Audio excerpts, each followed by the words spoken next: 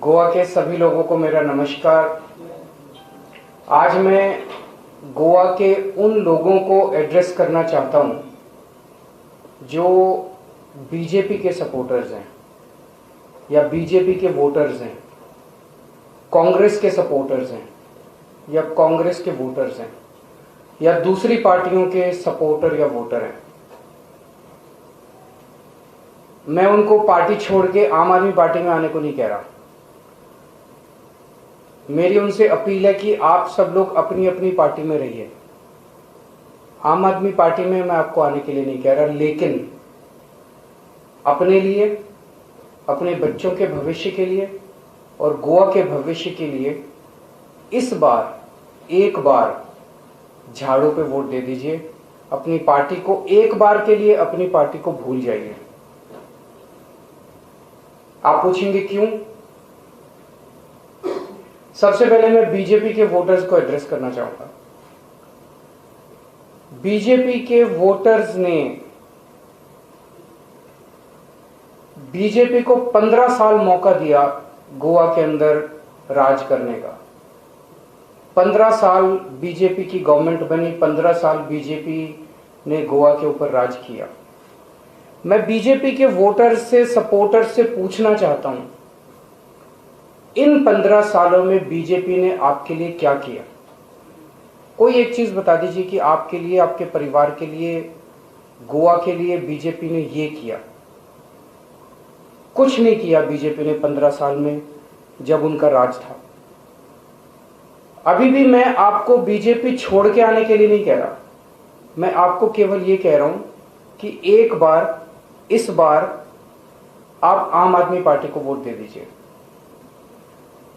इन 15 सालों में जब बीजेपी का राज था, बीजेपी ने क्या किया? बीजेपी ने घोटाले किए, बीजेपी ने स्कैम्स किए।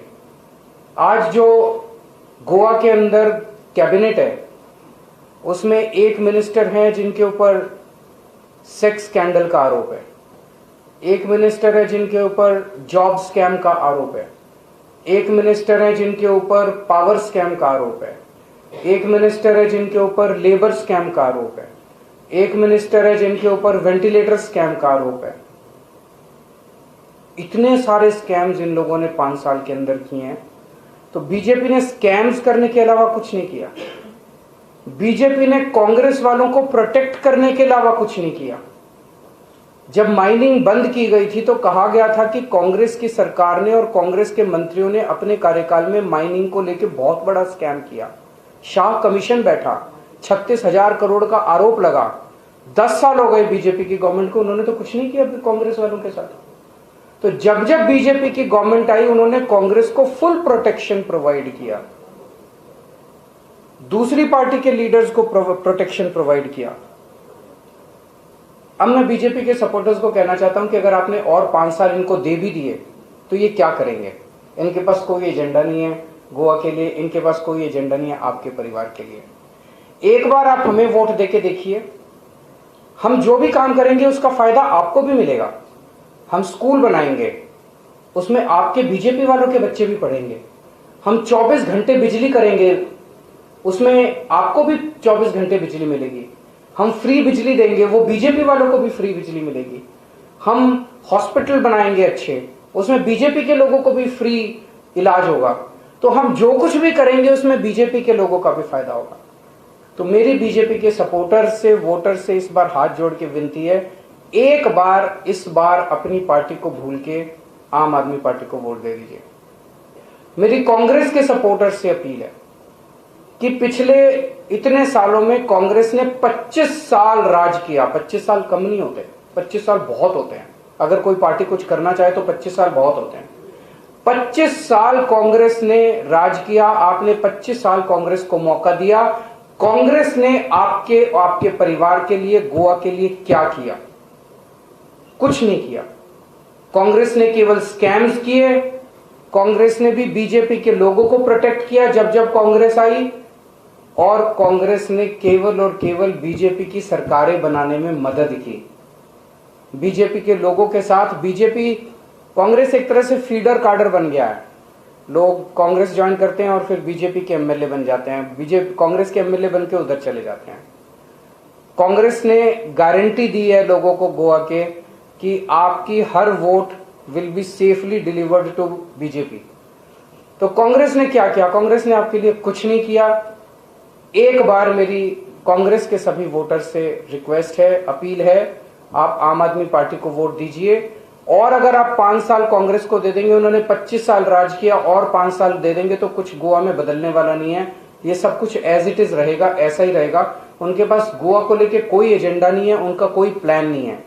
5 साल दीजिए, हम आपके स्कूल ठीक करेंगे, उसमें कांग्रेस के बच्चे भी पढ़ेंगे। हम बिजली 24 घंटे करेंगे, वो कांग्रेस के घर में भी 24 घंटे बिजली जाएगी। हम बिजली फ्री करेंगे आपकी, कांग्रेस के लोगों की भी फ्री बिजली होगी। जो भी हम करेंगे सबके लिए करेंगे, सबका फायदा होगा, कांग्रेस के लोगों का भी फायदा होगा। उसी तरह से एमजीपी, जीएफपी, इनके वोटर्स से मेरी अपील है कि आपकी पार्टी तो जीतने वाली नहीं है, उनको तो वो तो सरकार बनाने वाली नहीं है, उनको वोट देने से क्या फायदा है? आप अपनी वोट खराब करेंगे, वोट बट जाएगी, तरह जगह जगह बट जाएगी। इसीलिए उन सब पार्टी के कार्यकर्ताओं से मेरी अपील है, उनके सपोर्टर से, उनके वोटर से, आप सब लोग मिलके इस बार वोट मत बटने देना, आम आदमी पार्टी को एक मौका दीजिए। मैं सबसे अपील करता हूं, आम आदमी पार्टी की सरकार बनेगी, हर परिवार को 5 साल में कम से कम 10 लाख रुपए का फायदा होगा। कैसे? हम आपकी बिजली फ्री करेंगे, हम आपका पानी फ्री करेंगे, आपके बच्चों को अच्छे स्कूल बना के अच्छी से अच्छी शिक्षा फ्री में देंगे, हर परिवार को पूरा मेडिकल बेनिफिट्स फ्री में मिलेंगे, सारा इलाज फ्री में होगा। आप हर बेरोजगार को 3,000 रुपए महीना बेरोजगारी भत्ता मिलेगा और हर महिला को 1,000 रुपए पर मंथ मिलेंगे। ये सारा मिला के अगर कैलकुलेट करें तो 2 लाख रुपए साल के बनते हैं और 5 साल में 10 लाख रुपए तक का हर परिवार को फायदा होगा। इसीलिए फिर से मैं अपील करूंगा सभी कांग्रेस के, बीजेपी के, सभी पार्टियों के वोटर्स, सपोर्टर्स से कि आप लोग अपनी अपनी पार्टी में रहिए, मैं छोड़ने को नहीं कह रहा। एक बार, इस बार सब लोग मिलके झाड़ू का बटन दबा दीजिए। अरविंद जी, आप एक ईमानदार कोशिश गोवा में कर रहे हैं, लेकिन हॉर्स ट्रेडिंग ये शब्द जो है गोवा की राजनीति में बहुत डीपली गया हुआ है। तभी तो कांग्रेस को शपथ दिलानी पड़ती है, आपको प्रतिज्ञा पत्र लेना पड़ता है। वोटर्स को आप कैसे यकीन दिलाएंगे कि अगर आपको चुन के दिया जाए तो आप ही सत्ता? हमने वोटर्स के हाथ में अपने हाथ काट के दे दिए। हमारा जो एफिडेविट है वो हमने अपने लिए नहीं भरवाया, हमने जनता के लिए भरवाया है। जनता के घर घर में हम ये फोटो कॉपीज बांट रहे हैं। तो अगर हमारा कोई भी पार्टी छोड़ता है तो कोई भी वोटर जाके उसको प्रोसिक्यूट कर सकता है कोर्ट में। जनता के हाथ में हमने पावर दे दी। वोट बंटने की भी आपने बात करी, भाजपा इसी के आधार पर ये दावा कर रही है कि हमको सरकार बनाएंगे क्योंकि जो एंटी बीजेपी, एंटी कम्युनिस्ट के वोट हैं वो उनका वोट उनके पास रहेगा। बीजेपी ये दावा नहीं कर रही कि उनका एंटी वोट बट रहा है। बीजेपी तो खुल के दावा कर रही है कि हमारे 8 एमएलए आ गए तब भी सरकार हम ही बनाएंगे। इससे ज्यादा बेहूदगी हो सकती है? इससे ज्यादा बेशर्मी हो सकती है क्या? खुल के कह रहे हैं हम तो खरीद लेंगे, हमारे 8 एमएलए आ गए तब भी सरकार तो हम ही बनाएंगे। It is at least 2 sections are invoked: breach of trust, filing false affidavit on oath. Delhi Congress का वाइस प्रेसिडेंट अली विजन जी ने कल पत्रकार परिषद में आपके ऊपर आरोप किया, आंगनवाड़ी जो शिक्षिका है उनका पेमेंट के लिए वो बाहर खड़े हुए बैठे हैं दिल्ली में आपके घर के सामने। मुझे आइडिया नहीं है, अगर ऐसा है तो we will solve their issues. और कोई क्वेश्चन?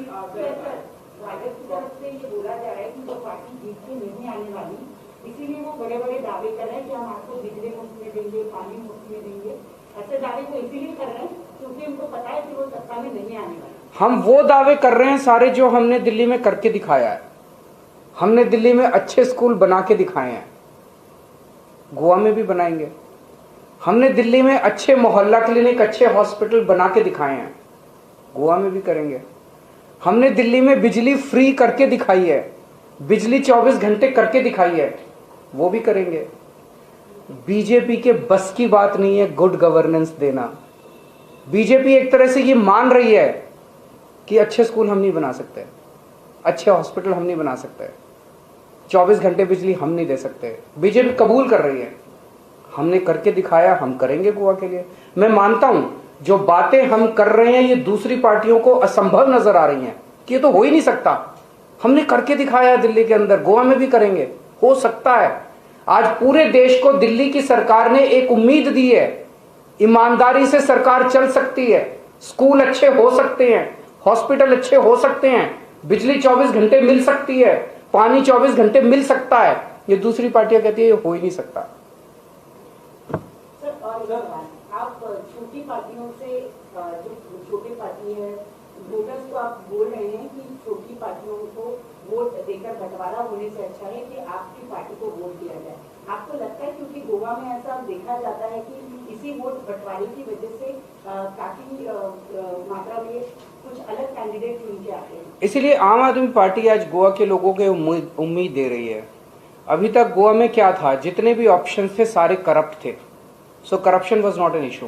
इसको दो तो भी करप्शन रहेगा, इसको दो तो भी करप्शन रहेगा, इसको दो तो भी करप्शन रहेगा, और अंतबंध में सारे वोट जमा होकर बीजेपी के घर चले जाते थे। सारे वोट, सारे एमएलए चाहे इस पार्टी से जीते चाहे इस पार्टी से, सारे बीजेपी में चले। इसे बदलना पड़ेगा और गोवा के लोग इसे बदलना चाहते हैं। गोवा के लोग तंग आ चुके हैं, अपनी पार्टियों से भी, अपने नेताओं से थक गए हैं। यहां तक भर गया है, मतलब अब घड़ा भर गया है, अब पाप का घड़ा भर गया है, अब समय आ गया बदलाव का। लोग बदलाव चाहते हैं। अरविंद जी, आप एक तरफ कह रहे हैं कि अगर कांग्रेस को वोट, थोड़ा गोवा वालों को भी पूछ लेने देते हैं, दिल्ली वाले दोनों पूछ रहे हैं। गोवा में एम्प्लॉयमेंट हो सकता है, दो चीजें, एक तो सरकारी नौकरियां। अभी 10-15 दिन पहले अमित जी ने एक जॉब स्कैम यहाँ पे अनर्थ किया था कि जितनी भी 5 साल में सरकारी नौकरियां आई वो सारी सरकारी नौकरियां मुख्यमंत्री और हेल्थ मिनिस्टर की कंस्टिट्यूएंसी के बच्चों को मिली। ऐसे कैसे हो सकता है? गोवा की सारी सरकारी नौकरियां अगर 2 विधानसभाओं में जा रही हैं तो बहुत बड़ा घोटाला है। मैंने कई यूथ से बात की, वो बच्चे कहते हैं जी बिना सिफारिश के और बिना पैसे के, रिश्वतखोरी के नौकरी मिल ही नहीं सकती। इसे ठीक करेंगे, बिना रिश्वतखोरी के बच्चों को नौकरी मिलेगी। पहले दिल्ली में भी ऐसे होता था, अब दिल्ली के अंदर रिश्वतखोरी बंद हो गई है नौकरी के अंदर। अब नौकरी बच्चों को ट्रांसपेरेंट तरीके से, वेबसाइट पे नाम आ जाता है, सब बिल्कुल ट्रांसपेरेंट तरीके से मिलेगी, हर बच्चे का हक होगा। लेकिन केवल सरकारी नौकरी से तो काम नहीं चलेगा, और भी बहुत सारे बच्चे हैं।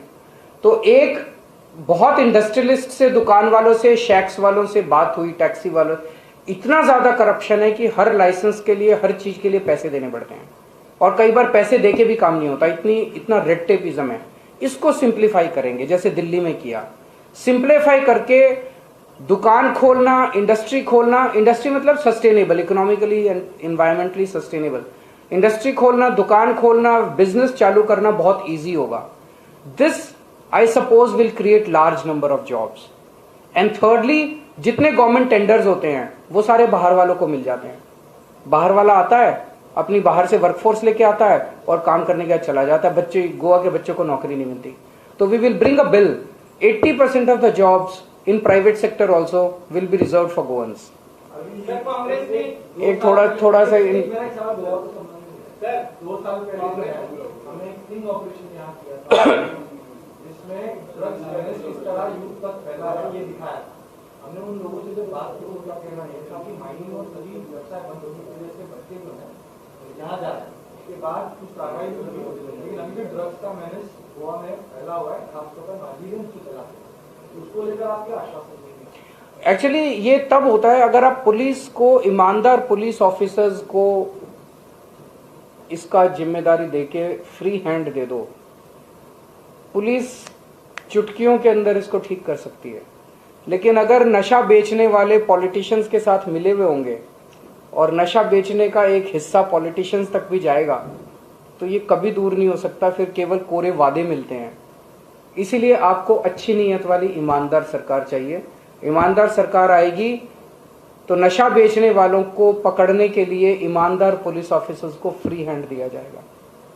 सर, कांग्रेस ने एक आरोप किया है कि गोवा में आम आदमी पार्टी सरकार बनाने के लिए नहीं आई है, फ्लैट्स और प्लॉट्स खरीदने के लिए आई है। फ्लैट्स और प्लॉट्स खरीदने के कांग्रेस का थोड़ा दिमाग खिसक गया है, that's all I can say.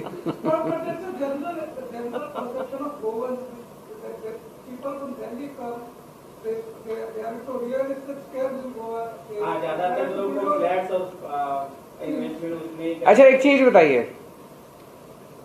पिछले 4 महीने में प्रमोद सावंत कितनी बार दिल्ली गए हैं? मेरे ख्याल से 20-25 बार तो गए होंगे, बताइए, एटलीस्ट 20-25 टाइम्स। अमित पालेकर कितनी बार गए हैं दिल्ली? एक minute, just listen to me. Rahul मामरे हमारे अध्यक्ष हैं, वो कितनी बार दिल्ली गए हैं?